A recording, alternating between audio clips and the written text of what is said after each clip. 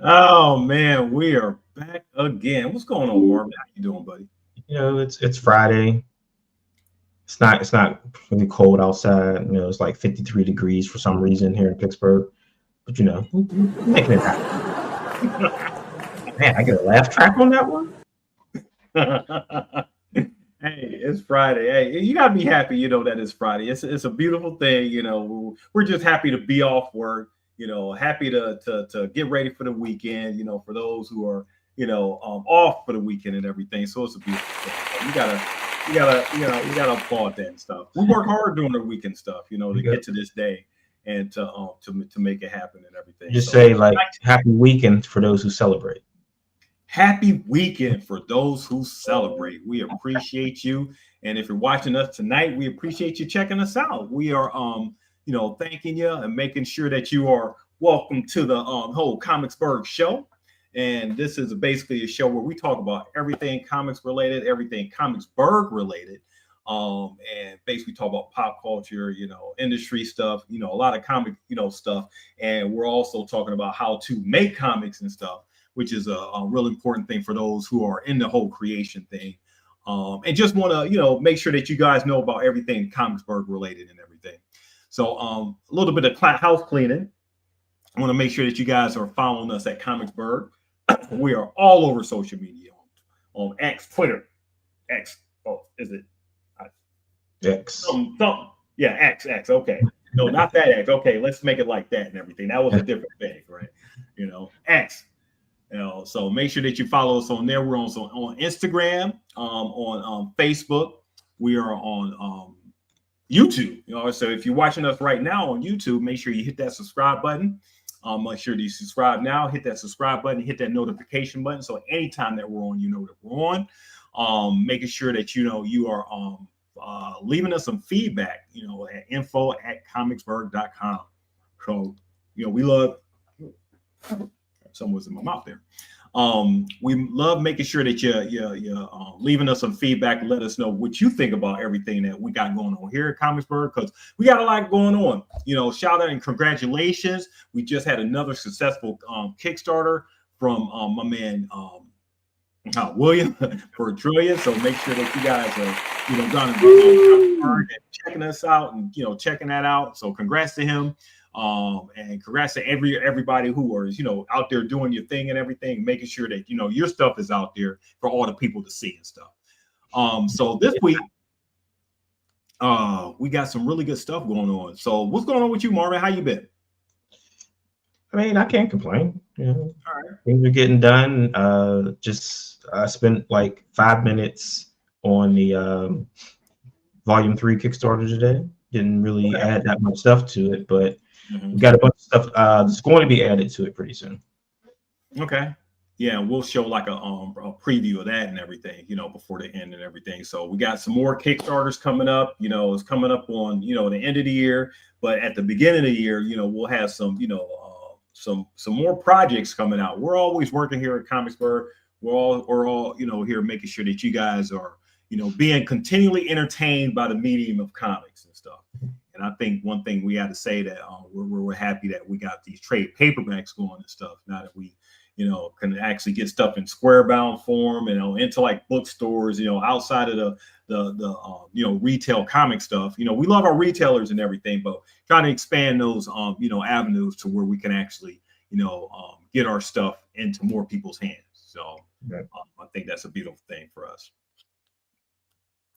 So, so basically what we're going to do today is, we're continuing our script to store series. We started this, basically at conventions. We've done panels at conventions, talking to various people, audiences about, our process as far as, going from script, into the store and everything. And last week, we started our first part to the series.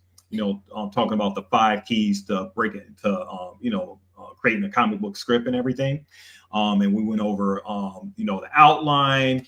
We did like the page breakdowns. We did like panel descriptions, dialogue, and also camera angles and visuals and stuff. So if you want to check that out, make sure that you head back, after you watch this, and check out those, that video that we did last week. If at those beginning stages and thinking about trying to get something together, and we'll guide you, in that, aspect as far as, getting stuff out there. And okay.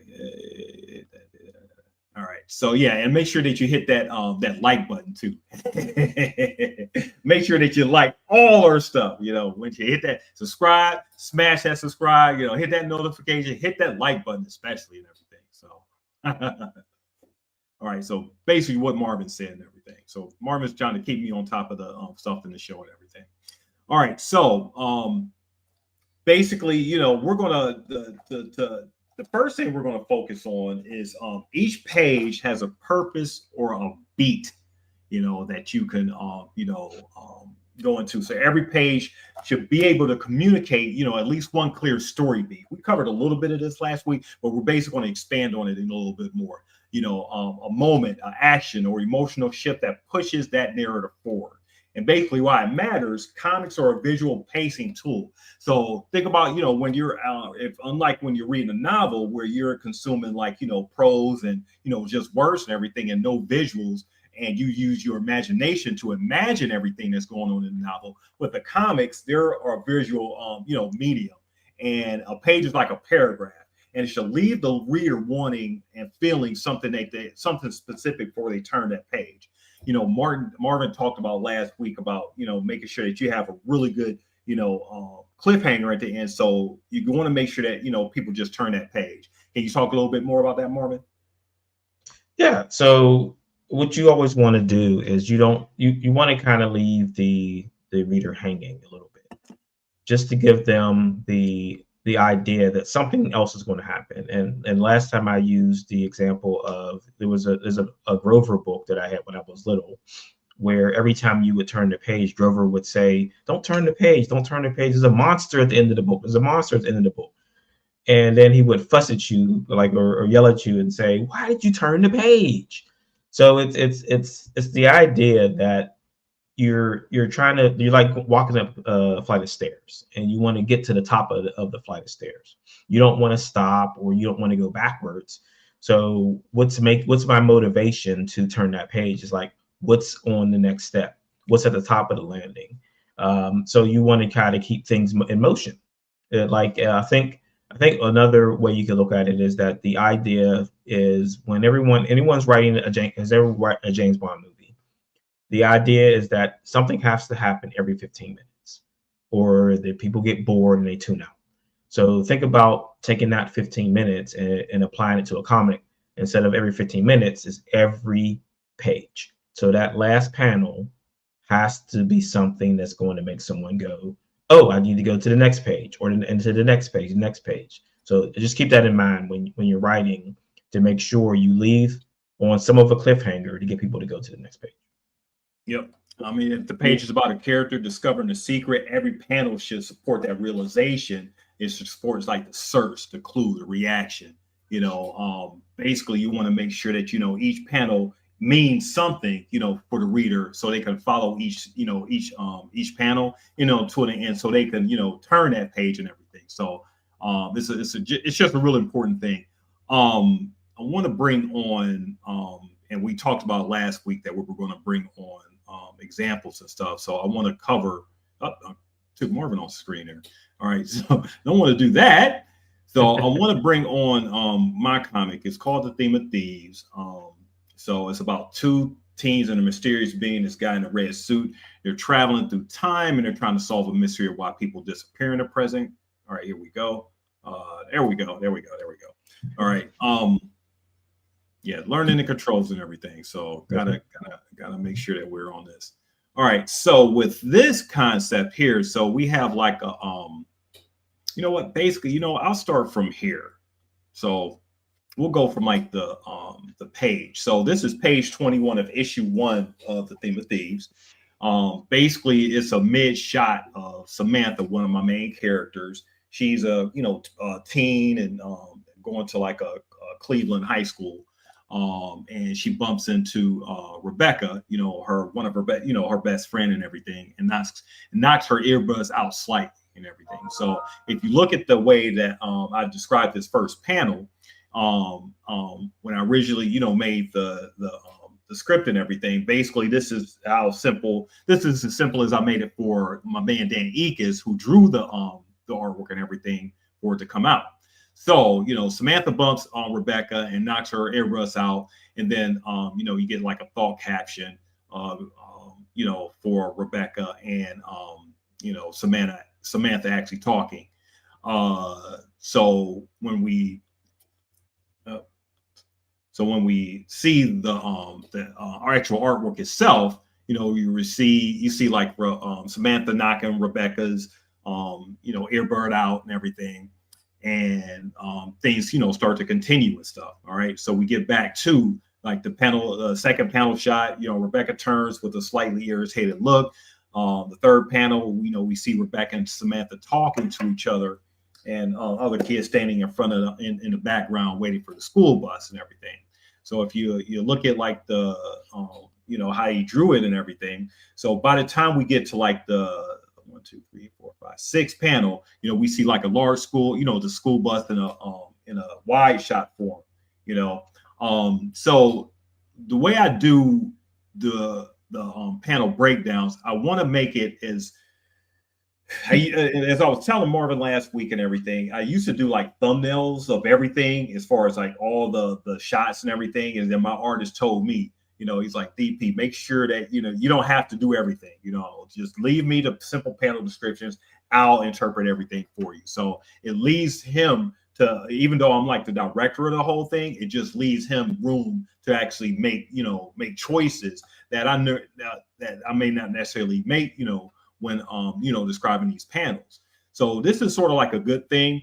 You want to make sure that you're if you're not too control oriented, make sure that you leave the panels as less descriptive as possible, but straight to the point, to where your artist, if you trust them, can actually take control, and you can add your dialogue there. You have any comments on anything that you're seeing there, Marvin? Yeah. So I mean, and then that's where you kind of leave like the artistic license to the artist to try to, like, as you said, interpret what you're putting down, to make sure that it's matching and that you're getting to see everything that's happening in the script on the page. Yep. And Marvin, did you send over your PDF script? I did. Send it to your email. The email? Okay, yes, all right. So I'll pull that up in a second there. But yeah, so as Marvin said, here we go. All right. So as Marvin said, you just want to make sure that the artist is, if you trust your artist, and that's the key there, trusting your artist, making sure your artist is well aware of some of the, stuff that you want to put down. And then once they're ready to put it down, that you're okay with everything that comes back. One of my favorite things is actually writing the scripts, and I'm sure Marvin can attest to this, writing the script and actually having the artwork come back, and you're excited for everything that you're seeing, like within like the artwork and stuff. So that's one of my favorite things, as far as seeing my stuff come to life, and then seeing the interpretations and the artwork come back. As far as it's a whole thing. Like each time you get the art back, then you get the colors back and letters back, and you're like, man, this is some good stuff. This thing is coming to life. Yes. So right now we have like the edge. Okay, so this is basically the splash page. So we're going to see like the artwork to that, or a government installation somewhere in the Rocky Mountains. All right, it's snowy in the Rocky Mountains. Installation not so big. So Marvin is a little bit more descriptive, than I am, with some of this stuff and everything. So he's putting it down. So let's see what he has as far as like his artwork. So it says, the installation is not very big, as much as it is underground. Snow covers about 90% of the ground and is falling in a very rapid rate. A guard can be seen walking through the small blizzard near the installation. His footprints only leave behind him about 5 yards or so as the snow quickly covers them up. So what does this look like as a page? Bam! Here we go. All right, so we got like the snow covering the Rocky Mountains, like he said. We got the whole installation there. We got the guy, in the snow and like the footprints, as he said, just trailing back. And that's just a beautiful shot. This is a beautiful splash page. Can we talk about your a little bit more of your inspiration as far as this? Yeah, so I mean that's and anytime I show somebody that page, you're like immediately, yeah, that's GI Joe. I And was about to say too. right, and like I said, is that the one thing we wanted to make sure is that we're showing this base and showing and trying to give the idea of why What's up, anybody Brad? will ever want to put a base in this place, and it's because you don't want anyone else to come there, right? It's not like you're not going to see or hear someone sneaking coming in there in helicopters or vehicles or something. So you put it out in the middle of nowhere because you don't want anyone to visit. Yeah, And yeah. I just love this page. I love the page. I love the aesthetics of the root of the tree under the snow, the tree covered in snow, just showing that it's bad out there. And I'm pretty sure this guy's hating his life right now as he has to patrol this area.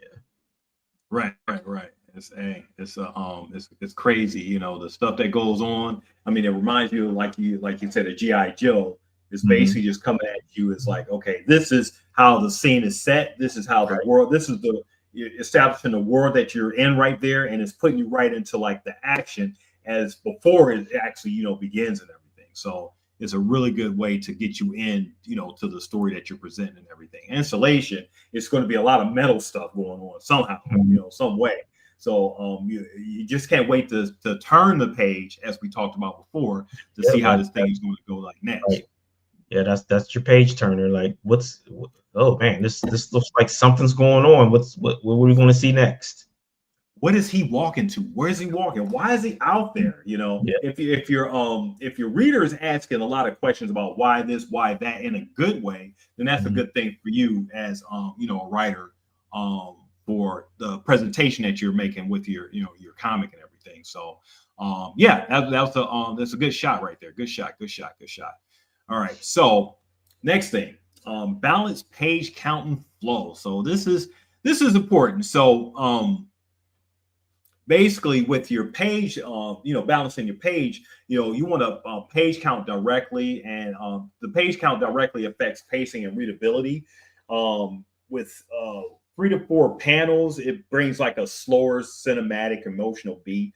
If you use more panels like I tend to do, like 6 to 9, it brings like a faster action heavy sequences. Not always though. Sometimes I use the multi 9 panel structure like Alan Moore used to use with like Watchmen to convey like emotion, to Mhm. make like the emotion of a character going from one space to another. If we go back to this page of this, we have like Rebecca and Samantha talking, and Rebecca is basically reacting, to some things that Samantha is saying, and we get like other shots of, think of it as like I guess HBO 30-minute sitcom or whatever. This is not intended to be funny and stuff, but they use like different camera angles to convey just the TV, the dialogue and stuff that the characters are saying in on like a TV show. So I sort of like structure, my events the same way. So they're looking at their phones and they're talking to each other and stuff. Move this out the way again. Yep, and then we have that bus down there on panel 5. So panel 5, same position. Rebecca darts. Hold on, we're pulling up. And okay, so panel 6, the slightly overhead shot of bus pulling up, let the kids on, and Rebecca and Sam continues. Now Marvin may be a little bit more descriptive, with how he wants it, but I just left it up, like I said, to the to the artist, which is really, like I said, the different ways of how I and how Marvin, may actually, lead stuff up to like, the artists and stuff. So if we go to the edge, so we got like the second, let's go to like the second page. All right. So we got like page 2, and the first, we got like 1, 2, 3, 4, 5 panels in the second page. So let's see how this looks page wise on with actual artwork. Page 2, here we go. Boom, boom, bam. All right, we got 1, 2, 3, 4, 5 panels right here. Now, Marvin, I like to have my panels like a little cleaner, but that's just based on my story and everything. Marvin is more traditional as far as his, panel lineup where they can overlap. So, Marvin, talk about the reasons why you like overlapping your panels and having a lot more, right. I guess energy to like the panels. Right. So that's more of the 90s style of the way paneling was done, where, like you said, it's trying to convey energy. So you're and not only that, you're separating out panels for scenes. So you see your basic block panels or what's happening into that installation, and then you do a broken panel to show what's going on outside. So that's the one thing that you're going to notice a lot in the way that Mark does his paneling, is that when something is happening that is a little off, you're going to have an off panel. So you see that not only is this guy being choked out with that what is called a garrote, the panel looks like it. It looks like rope. So I mean, it's always trying to do something different. And it's something that like we try to do with the edge, is give you something different to look at. It's not just the same block paneling or the same structure. Give it some energy, make it something different. Like, it's okay to break the rules as long as it works. Yeah, if you know what rules to break and everything, then it should be like a if you should only be able to break rules if you already know what the rules are. Right. Especially if you've already done, some of the stuff that that's in in making your stuff and everything. So it's okay to break rules if you already know what rules to break and everything. Right. So so I mean, like I said, be careful with it. Don't go too crazy with it. But and also you see that I've got the thought bubble in there. So you got the thought bubble. Yeah, and we talked a little bit about that last week, right? Right. So the thought bubble is in the edge. So what we did with this one is that we're this is actually looking back into the past. So we're using captions for what's happening, the person in the present talking into the past, and also the thought bubbles in the past. Okay, so that's pretty unique and like kind of like off the beaten path of what traditionally is supposed to be, right? Yeah. But I mean, this is why we want to do it like that, because we want to present something different where we're kind of like setting an example of something that may or may not be right.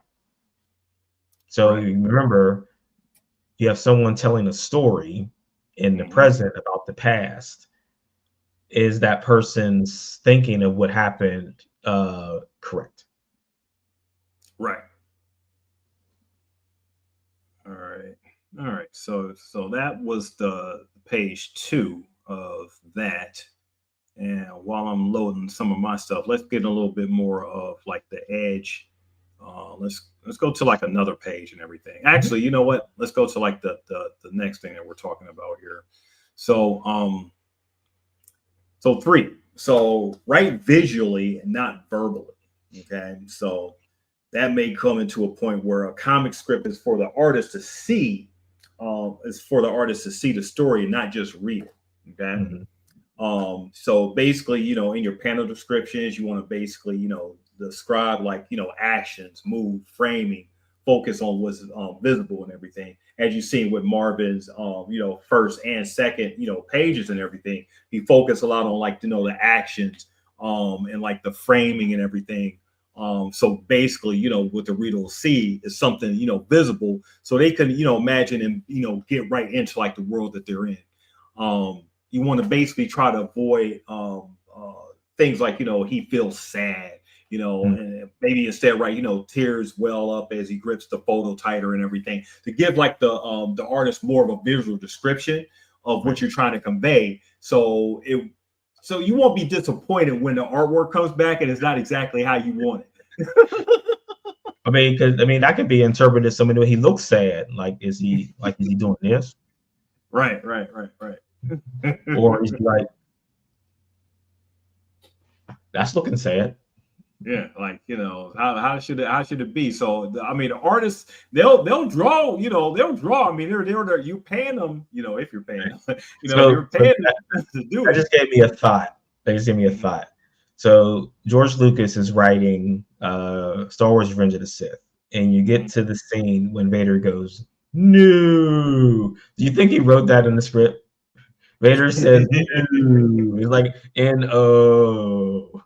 Oh man, hey, some of that dialogue in like the first three, the prequels, you sort of kind of gotta wonder, But that goes back to what I'm saying is like you didn't put any emotions or anything into the script. You just said Vader says no. That's some crazy stuff right there. But yeah, you just want to make sure that it's not just something vague. It's said like Marvin said, anybody can look sad and everything, but how is he looking sad? What make sure that the artist has to know exactly how you want that to be positioned. Is he sat on that couch? Has he sat on the bed? How is he looking sad? What's the mood of the room and everything? Right. You want to make sure that you're thinking like a film director. Right. It also goes back to like when the first person, and you probably have to look it up to find it, that had emotions on Spider-Man's mask. He said, "If you're paying them, that's right. You should be paying them. They shouldn't be doing the stuff for free. But some hungry folks out there that'll do things just on GP. I don't know. I wouldn't anyway. Each his own. Anyway, sorry. That's like the first artist who decided to have Spider-Man's mask have emotion. Mm-hmm. Like with the eyes, the expression with the eyes, because like the eyes shouldn't move on that mask. It's a mask. Why are the eyes moving? Why are the eyes? Yeah, right. And it's with Deadpool too. Like, why are the eyes expressive? So you did that because you wanted him to show emotion, like surprise, or because you can't see his mouth. All you have is those eyes to squint or go like this or anything like that. So again, some writer had to write that down and said, "Hey, let's make his eyes expressive." And the artist was like, "What are you talking about? It's a mask." And then it became a thing, right? It's a thing now that like Spider-Man has emotions on his mask. Has emotions on his mask. Even though logically that makes absolutely no sense. I think during the early days, like Ditko and Kirby and everything, they weren't doing that. I don't remember, reading those comics and seeing like variety of different, expressions out of Spider-Man's mask. And Spider-Man has to be a hard character to write, because essentially the way that how Spider-Man is feeling is based on his dialogue. So if he's angry, he has like assertive and aggressive dialogue, because you can't tell through the mask. At least in the early days, you didn't. Yeah. If he was happy or making jokes, that's probably one of the reasons why he was always so jokey. Stan probably was like, what, he can't really express. We can't. The artist can't. The reader can't really see Spider-Man's expression, because logically, the mask doesn't move like he said. But if we make Spider-Man have a laughable personality and like clown type of personality comedy, then the readers will be really accepting of the way that this character moves about and speaks, and so you can actually know how his emotions are based on his dialogue. That's actually some really good work if you think about it like that, because like I said, to write a character like Spider-Man, and if you just use the new way of having his eyes and everything, in different interpretations. The way they created him back in the day must have been like a they found creative ways to work around it. Right. All right, so yeah, make sure that you write visually out verbally. Let's look at Marvin's script again here and everything. Let's go to page. Let's go to like the next page 3. So we got like 1, 2, 3, 4 panels here. All right. So we're inside like the installation. Michael Bias and Turtlebull, in a room surrounded by huge monitors. The view should be so that it looks like someone is looking down on the room. All right. And then Bias eventually talks. All right. The first person that speaks, has been there. Has there been any word from Revenant yet? So let's see what that looks like here. Bam. We see like, the word balloon right there, and then walking into the screen and everything. And we see like the whole installation right there. We get like an overlapping panel of this. Looks beautiful, looks real, it brings energy to it and everything. Like, it's just action going. Yeah, basically we're seeing like, we're seeing what I assume here is Revenant, right? All right. So and what the hell is he doing up there? He snuck in through the vent, man. That's the vent. Through the vent. The vents, they're always big enough for people to get through. So this is the first issue, guys. We're getting into the action of the story and everything. And already we got like, the Revenant, coming through the vent and everything. So something unorthodox and everything that we're seeing like, in this first issue. So it's crazy stuff going on in the edge and everything. All right, so the next thing we got is we want to make sure that we're keeping the dialogue tight and natural. All right. So when you're basically talking about like dialogue here, speech balloons each space and less is more. Marvin, do you crowd your page with speech balloons? I tried not to, and as we were talking about last week, is that I've had to rewrite some dialogue the page because it was a little too wordy. So I mean, when you're writing the script and you're putting your dialogue in, that's one of the things you have to be really, really aware of is once you're doing that, you have to make room for the words. So make sure that you're putting enough panels to make sure not only that the story flows, but there's room for people to speak. Because you might have too many panels or not enough panels and you don't have any space for your dialogue. And as I said before, I did see a comic where they ran out of room and didn't decide to trim the script. Instead, they just start covering up the artwork with, so some of the balloons were outside of the panels and you didn't know who was talking. You didn't know where to go. And I mean, it was a headache. And that's the one thing to do is confuse someone, try to read a book, because we've been at conventions where people have said to us, I don't know how to read a comic because I don't know where to go. And I said that's because the person drawing it didn't know what they were doing. Like the person drawing the book, the person writing the book should be able to tell the reader which order to go in with the panels. Yeah, I mean, and that's a big thing, especially if you have new comic readers and comic books. Why you may think if you're watching this show, you're probably a big comic book fan, a comic book reader and everything. You may not think it's like, that hard, to figure out and everything. But, for newbies and stuff that are really into it or, trying to get into it and everything, you have to guide them and everything. I sort of make my comic real easy for the reader with the whole 6 to 9 panel structure. So the reader can know going from left to right is where you need to go to follow the action and stuff. Marvin's 90s style makes a little bit, even though the panels are a lot more energetic and everything, it makes for the new reader to try to figure stuff out even more and everything. And it's like different tastes come with different, aspects of story and stuff. Marvin writes more of an action style. So, of course, his panel requires like a lot more energy.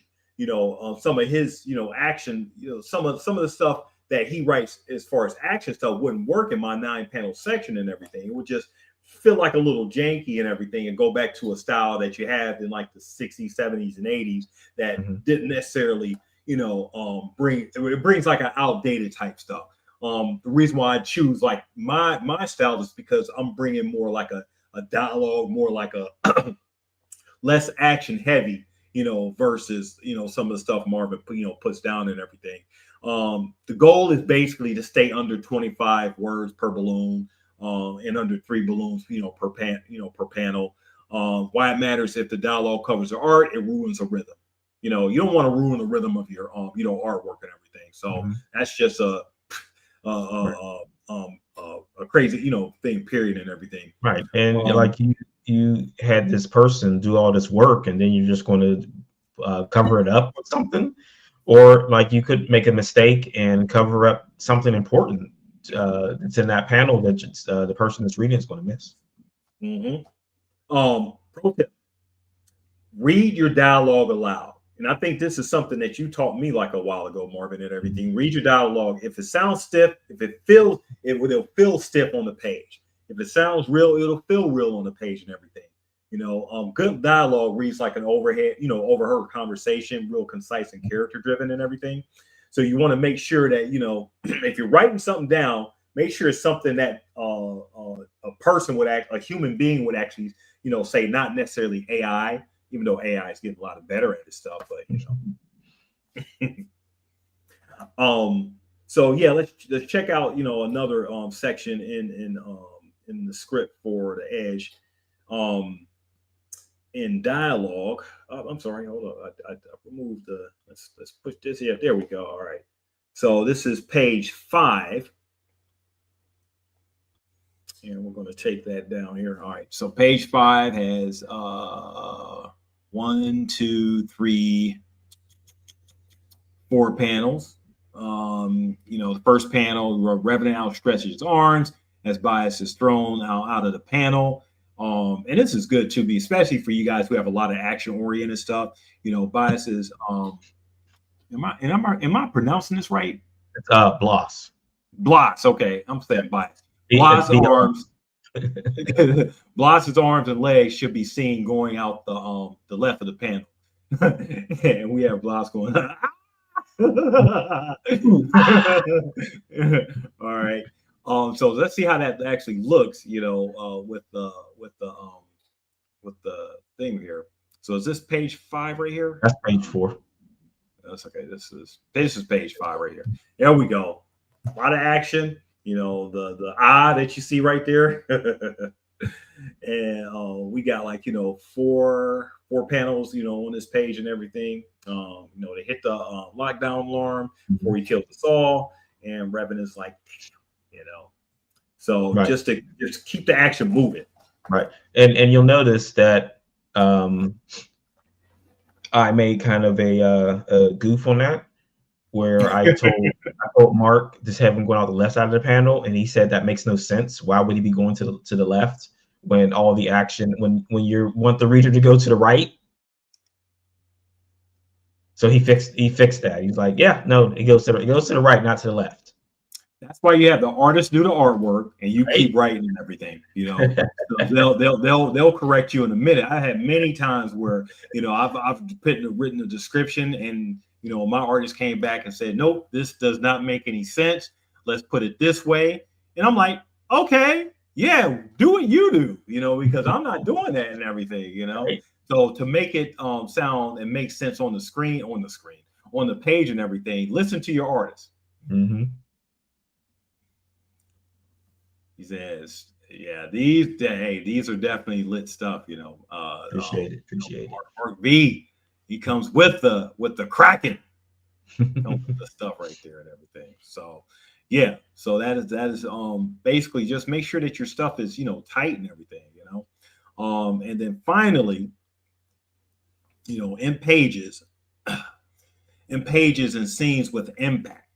Mm-hmm. So that goes back to what me and Marvin talking about, making sure that you're leaving your scenes ended with like either if you want to end it with a cliffhanger so they could go to the next page, that's real key. But make sure that you end your in the scenes with impact, so the reader will know that this page actually means something.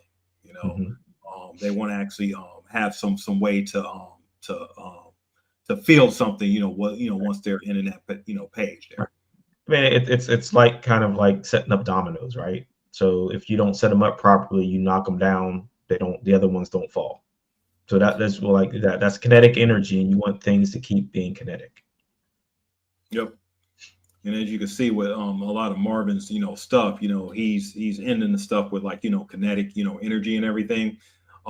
So we have you basically want to make sure that you're in with this image or a line that resonates. It could either be like a visual callback or a sudden twist or a moment of like quiet power. You got that villain that's just like ready to do his crazy stuff that the heroes on the next page will actually react to, for that and everything. Right. So a good example of that is the old Flash Gordon serials, where Ming is up to no good and Flash Gordon saves the day, but Ming is always, "I'll get you, Flash Gordon," at the end, and then you have to come back to the next one to see how he's going to get him, or you put the hero in peril, like you did on the old Batman show. It's like, tune in the same bat time, same bat channel to see how they're going to get out of this one. Oh yeah, gotta get the viewer to come back. So that's the whole purpose, and making sure they come back like the next episode and everything. So let's check out one more page of script from from the Edge right there. Next week I'll have a little bit more of the theme stuff, but Marvin is very professional. So he has his stuff like ready. So yeah, we get like page 6. I'm gonna choose like a real action oriented page here. Let's see if we got something. Let's see what this is. Let's choose something. We can choose that has like real impact at the end here. What page is that right there? 8? Is it page 12-ish? Yeah, page 12 maybe. This is page. The one when Interim was fighting. Okay, so page 12 is a top view down a top down view. Page 14. Page 14. All right, let's go to page 14. So page 14, we get a view of the interim peeking of interim peeking around the corner of the door. Through the door, we see the man with the gun aimed at point blank. Page 15. Sorry. Yeah, page 15. Okay. Page 15. Okay. 15. All right. 15. Her fist made contact with the face of the leader, and she now has control of the pistol. Okay. The leader is flying backwards from the impact of her hit, and all the other terrorists are shocked in a second and take a second too long to react to Interim's intrusion. So what does that look like on page 15? So this is let me see. Where we at, Marvin? That's 14, and there you go. All right, there we go. All right. So what's up? Was it only so are we counting these as panels as well? Yeah, these are like okay, all right, yep. So yes, this is how the energy looks, as far as that. So let's look at the screen. I mean the page again, script again. And we get, so for the little panels Marvin has, he has like panels 3, 4, 5, and 6, with quick shots of Interim smashing, Interim's fist smashing into the face of one of the henchmen, and her foot coming, up to connect with the jaw of another henchman, her hand coming around the throat of another. So these are very descriptive for Mark to actually draw that we're actually seeing on the panels themselves. So look at that. The action is just moving from the first panel to like the 5th and 6th panels. We're getting like real good energy throughout like the whole page. Right, and you saw in the script that I didn't write, the panels are moving in the direction that she's hitting them. That was all Mark.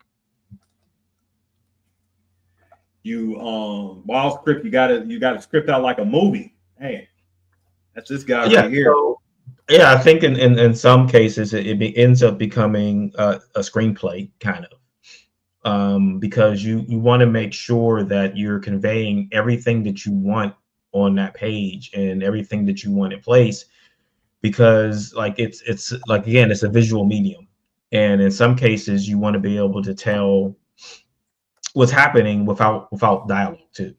If you guys remember, there was the old GI Joe comic Silent Interlude. It has no dialogue. Like the whole entire issue has no dialogue going on, and it's just visuals. And without a good script, without a good artist, you can't do anything like that.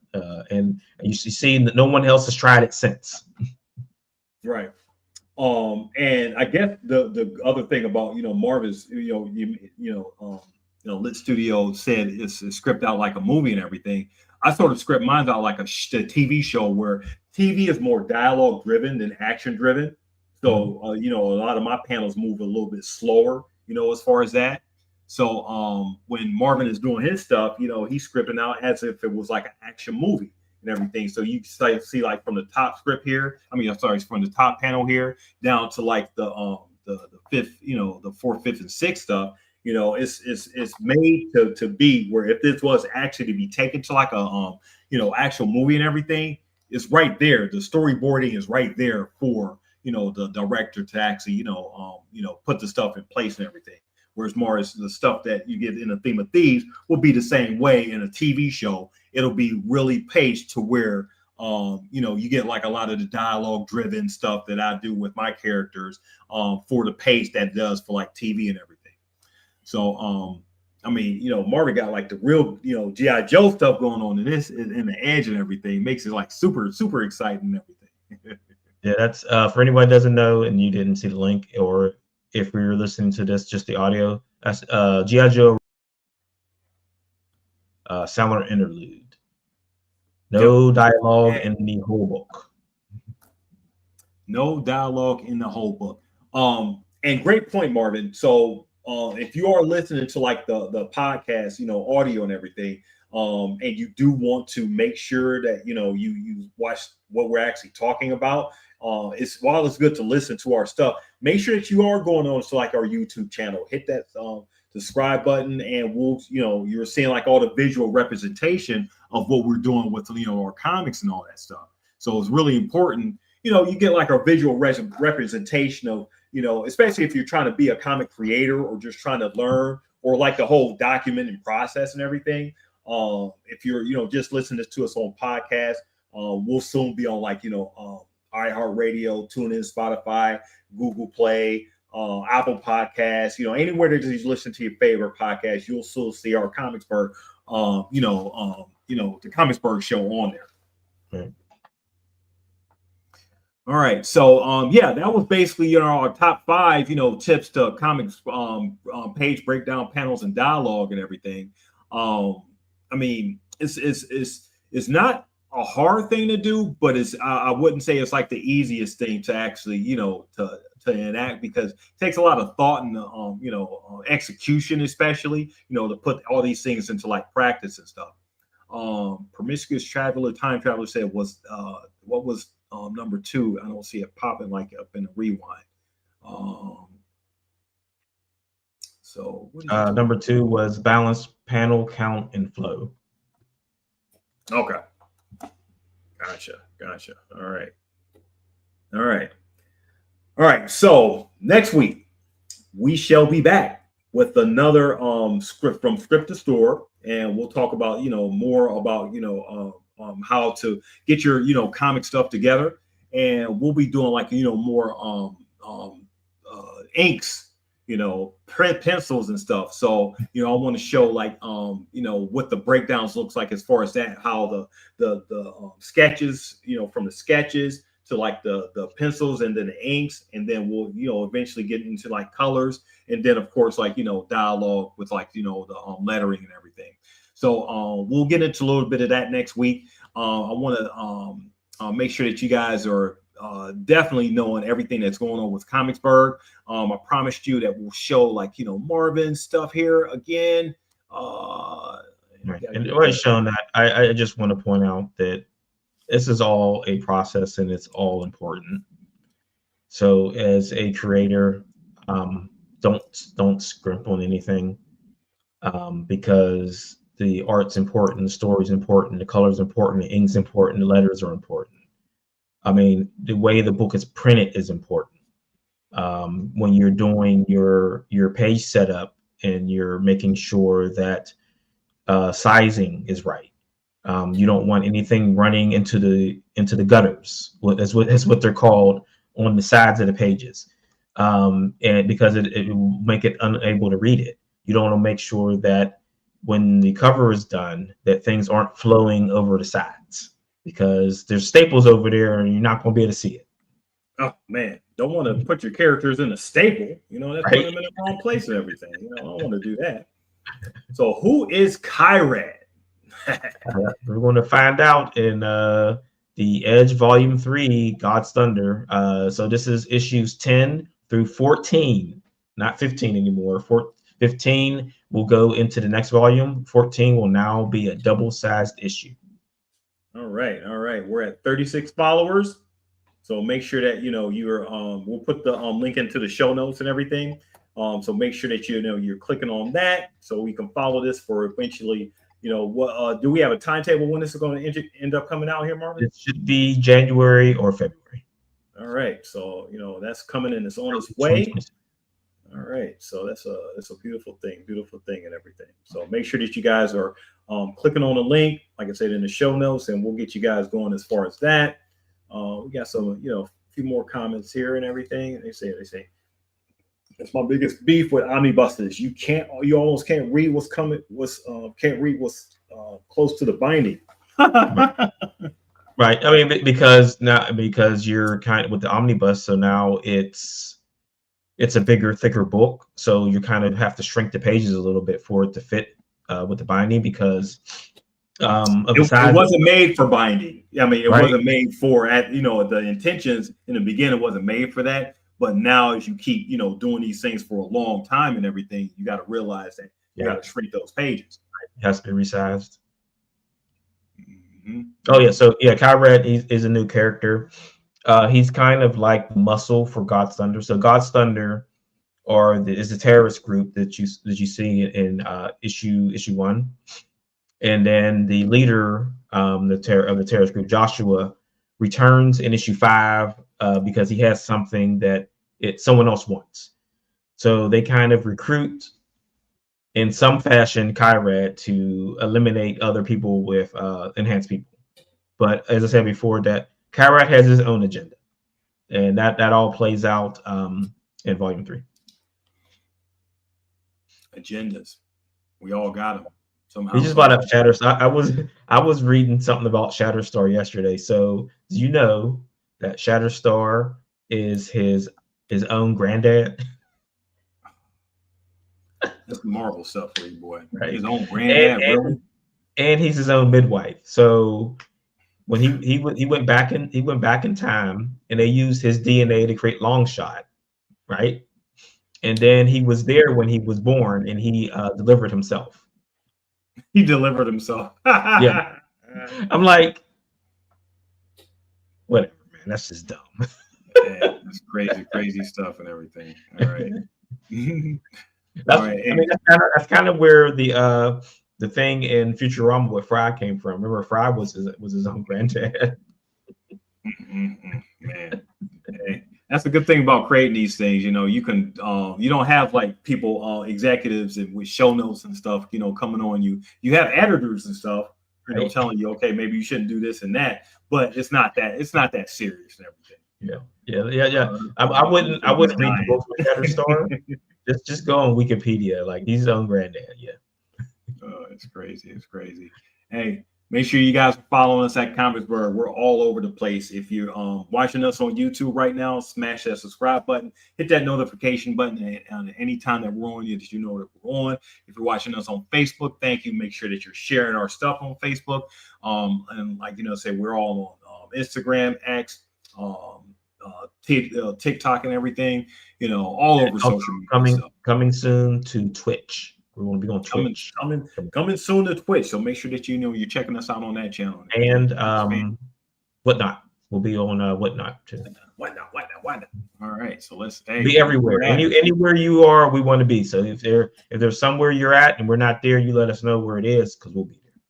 Yep. Send us some feedback. Info@comicsburg.com. We love to hear from you. We appreciate you, Lit. You know, great. Thanks for joining us, man. You know, it's a beautiful thing. You know, promiscuous time traveler. You know, I see Paige up there and everything. Anybody, you know, who joined us, tell your friends. You know, tell all your friends, family, and everything. You know, we love to have them, you know, watch and listen to us and everything if they're interested in stuff that we're talking about. So make sure that you're, you know, doing all that. Support your local library, people. Support your public libraries. Hey, you got to make sure that you're going out there checking out some books. You know, we continue to read and all that stuff.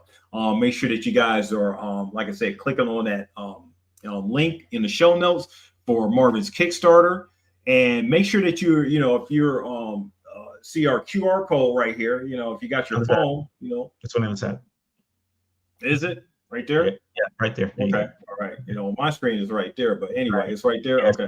You know, you need to turn your screen around. So I think I'm right. You know, you need to go into your settings and turn that around. What's the chat say? Where's the QR code at? Is it on the left or right? Yeah, is it on the left or right, chat? What are we looking at, chat? What are we looking at? You know, I say it's right there. Marvin say it's right there, but you know, who's right, DP or Marvin? You know, let us know. Just put a poll up. We put a poll up. Yeah, let's put a poll up. Anyway, we appreciate you guys, you know, for you know, checking us out and everything. Thanks for you know, tuning in, and we shall see ya next week. Peace out. Good night.